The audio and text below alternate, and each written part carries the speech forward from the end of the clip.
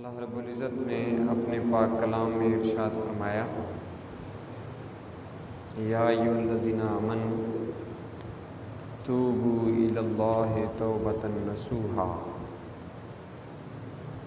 عسیٰ ربکم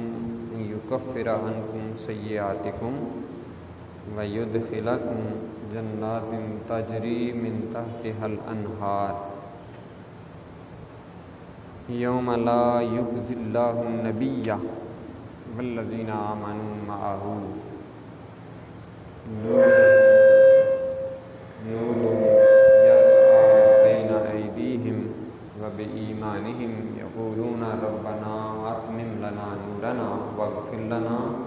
انک علی کل شیء قدیر۔ اللہ پاک نے فرمایا کہ اے ایمان والو، توبوا الی اللہ توبۃ نصوحا، اللہ کی طرف ایسی توبہ کرو جو آگے کو نصیحت ہو جائے۔ عسیٰ ربکم ان یکفر عنکم سیئاتکم، قریب ہے کہ تمہارا رب تمہاری برائیاں تم سے اتار دے۔ وَيُدْخِلَكُمْ جَنَّاتٍ تَجْرِی مِن تَحْتِہَا الْأَنْہَارُ، اور تمہیں ان باغات میں لے جائے جن کے نیچے نہریں بہتی ہیں۔ یوم لا یخزی اللہ النبی، جس دن اللہ رسوا نہیں کرے گا نبی صلی اللہ علیہ وسلم کو، والذین آمنوا معہ، اور ان کے ساتھ ایمان والوں کو۔ نورہم یسعی بین ایدیہم، ان کا نور دوڑتا ہوگا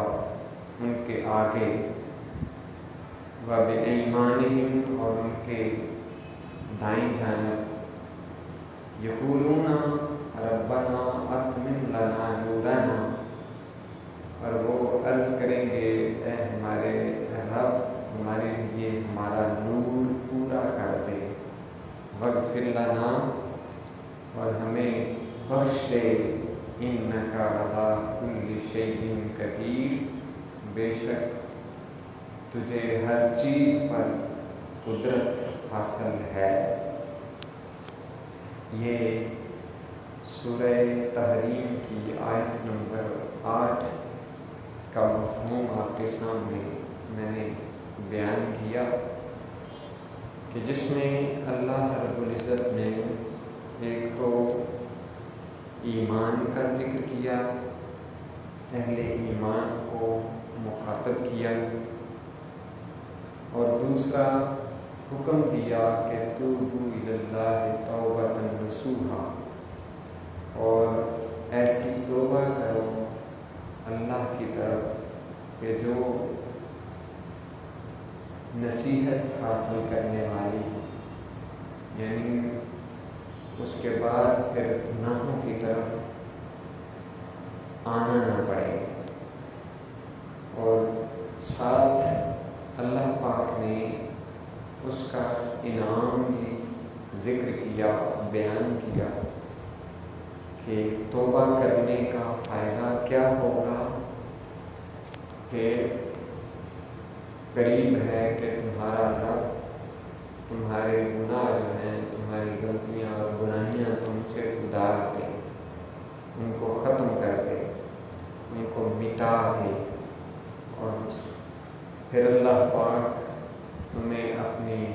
جنتوں میں یعنی باغات میں داخل فرما دے۔ پھر ان باغات کی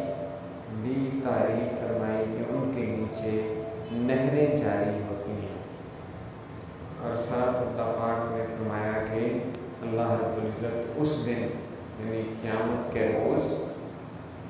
نہ ہی نبی پاک صلی اللہ علیہ وسلم کو اور نہ ہی آپ پر ایمان لانے والوں کو رسوا کرے گا، بلکہ اللہ رب العزت ان کو بھی عزت اور شرف اور مقام عطا فرمائے گا، اور جو ان پر ایمان لانے والے ہیں ان کو के सदक़े से इज़्ज़त और शर्फ और फजीलत अता फरमा देगा। इस आयत मुबारका की रोशनी में आज की हमारी गुफ्तगू तौबतन नसूहा के हवाले से है। दुनिया में रहते हुए बंदा, चूँकि बंदा है, इंसान है, और इंसान का जो लफ्ज़ है इससे ही मुख्तलिफ जो इसके इश्तिकाक के मादे हैं, मादा है इश्तिकाक के जिनसे ये लफ्ज़ बना है, उनमें से एक निसियान भी है जिसका मतलब भूल जाना है। और हज़रत आदम अलैहिस्सलाम जो सबसे पहले इंसान हैं और इंसानियत का आगाज़ जिनसे हुआ, तो वो ही इस एतबार से मतलब अव्वल नासिन एक मक़ूला है कि पहला इंसान, पहला भूलने वाला। तो इंसान चूँकि भूल जाता है, और भूल जाना कोई इतनी बड़ी बात नहीं है। निसियान इसके अंदर भी अल्लाह ताला की बेशुमार हिकमतें होती हैं, लेकिन जो गलती कर लेना और उसके बाद फिर उस पर डट जाना, ये उससे भी बड़ा जुर्म है। अगर बंदा भूल जाए, गलती हो जाए, तो उस गलती को गलती मान ले, तो ये भी उसके लिए एक बाइसे अज्र व सवाब बन जाता है कि अल्लाह पाक उस गुनाह को मिटा देता है और बाज़ सूरतों में उसके बदले में नेकी भी अता फरमा देता है। तो गुनाह का मिट जाना और उसको नेकियों में तब्दील कर देना, ये अल्लाह का फजल और करम होता है। लेकिन अगर बंदा अल्लाह की तरफ रजू ही ना करे, नाउम्मीदी जो है वो अपने दिल में पैदा कर ले कि अल्लाह रब्बुल इज़्ज़त से मज़ीद दूरी इख्तियार करता चला जाए, तो ये किसी तरह से भी उसके हक़ में नहीं है, उसके फ़ायदे में नहीं है, वो नुकसान में रहता है। इसलिए अल्लाह रब्बुल इज़्ज़त ने मुख्तलिफ़ तरीक़ों से अपने बंदों को अपनी तरफ रजू करने का हुक्म इरशाद फरमाया है। और इस आयत मुबारका में भी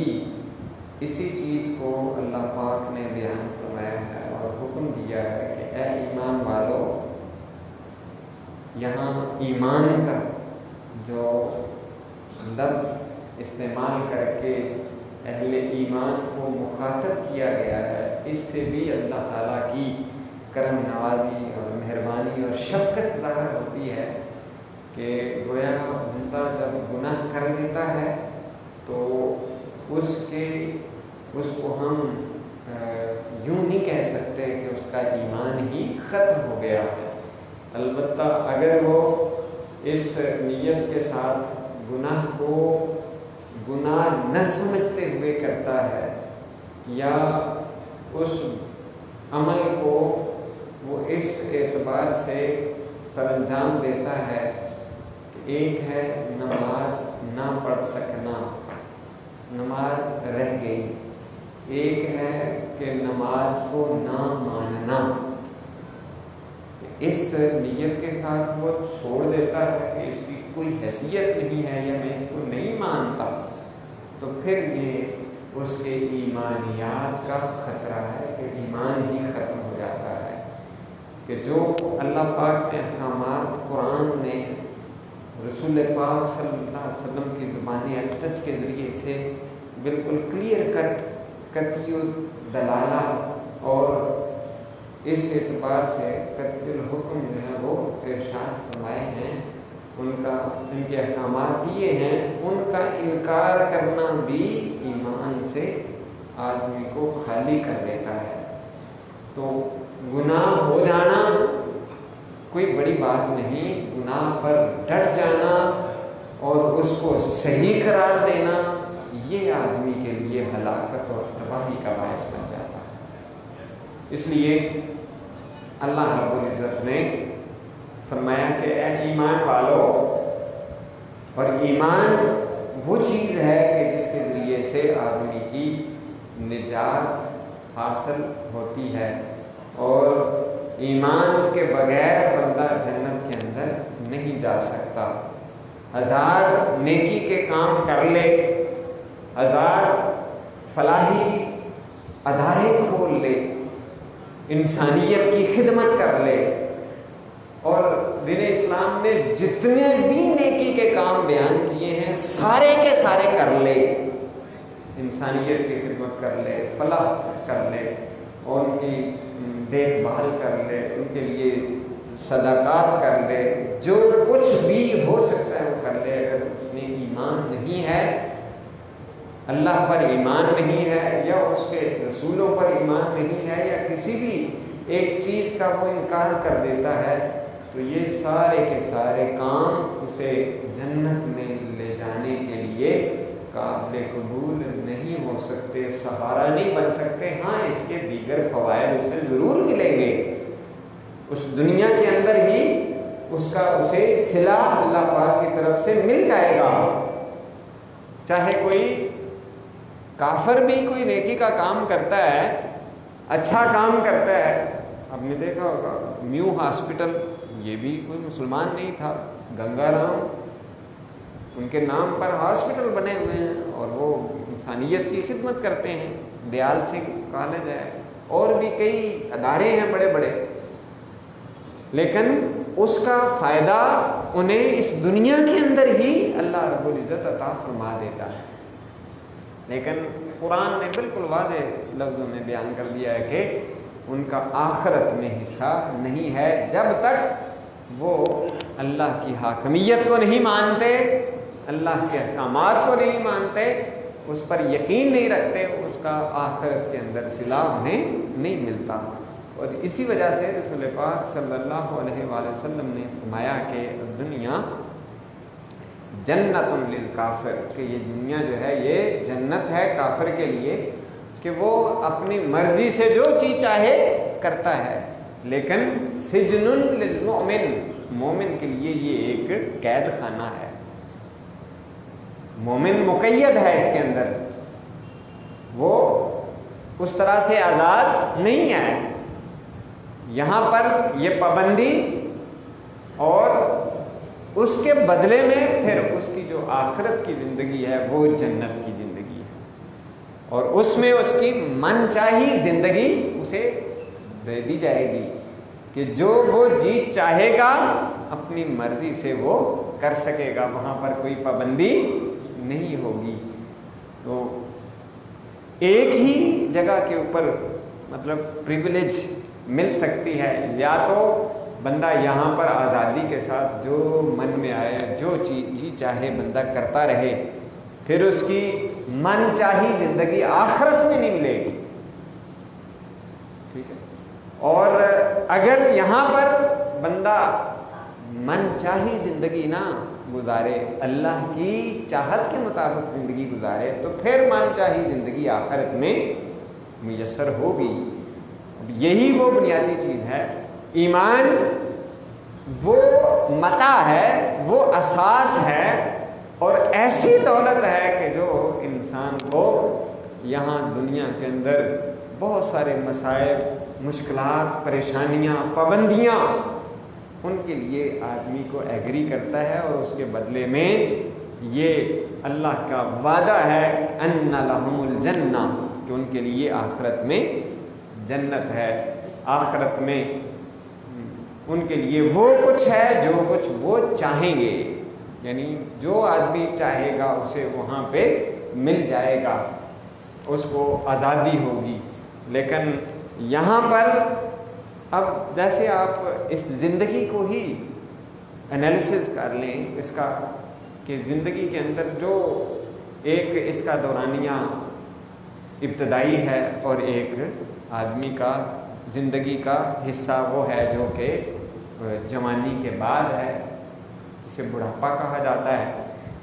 आपने खुद मुशाहदा किया होगा कि जो लोग अपने बचपन में, जवानी में मेहनत वाली ज़िंदगी और मुशक्क़त वाली ज़िंदगी, मेहनत मुशक्क़त करके अपने आप को स्टेबल कर लेते हैं, इल्म और तालीम के साथ मुज़य्यन कर लेते हैं, या किसी हुनर के साथ अपने आप को मुज़य्यन कर लेते हैं, रास्ता कर लेते हैं, उनकी जो बाकी वाली ज़िंदगी है वो आसानी के साथ गुज़र जाती है। और जो पहली ज़िंदगी जो है वो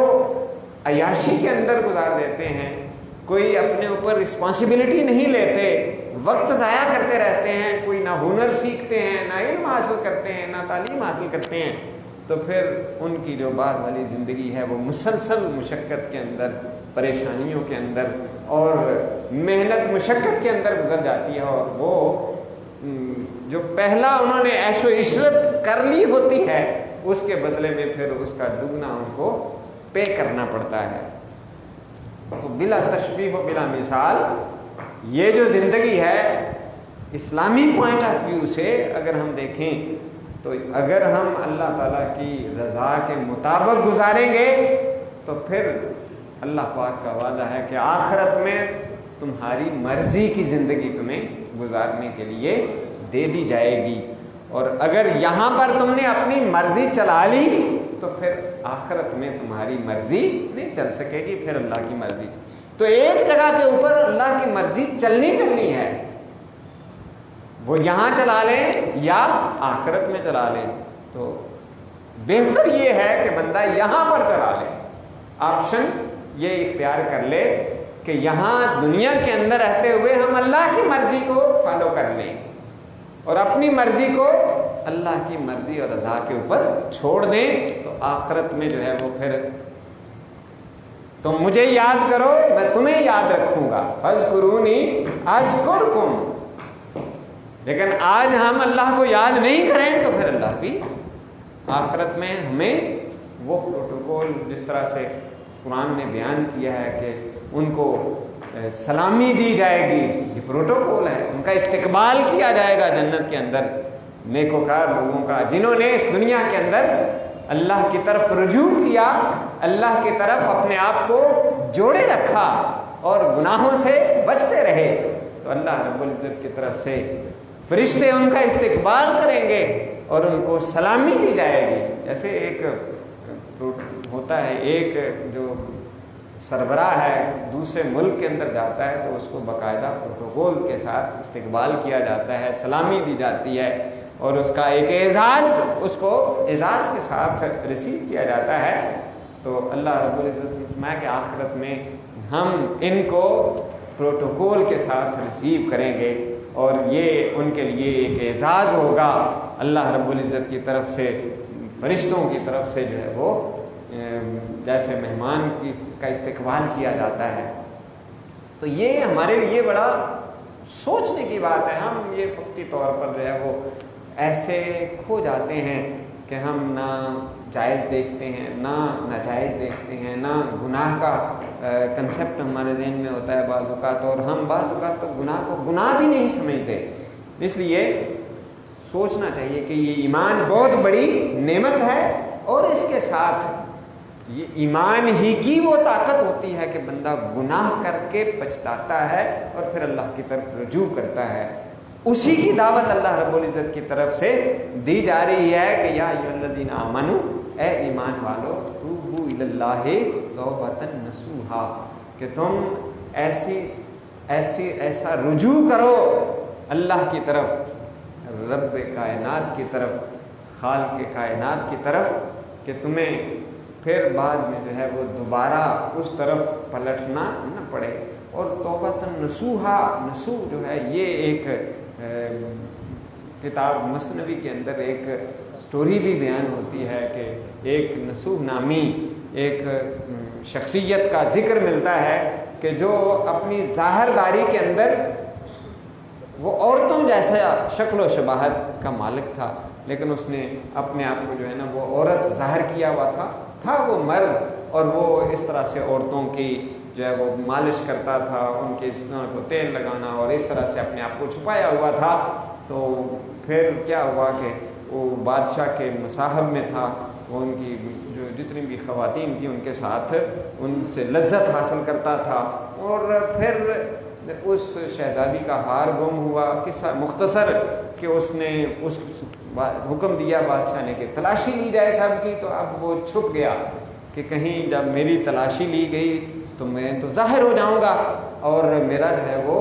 بھانڈار پھوٹ جائے گا، سب میں انسلٹ ہوگی اور مجھے سخت سے سخت سزا ملے گی۔ لہذا وہ اللہ کی طرف، بارگاہ الہی کی طرف رجوع کرتے ہوئے ایسی توبہ کی کہ یا باری تعالیٰ مجھے اب معاف کر دے، میں دوبارہ جو ہے وہ اس کام سے باز آ جاؤں گا۔ جب اس نے سچے دل کے ساتھ، گڑ گڑاہٹ کے ساتھ اور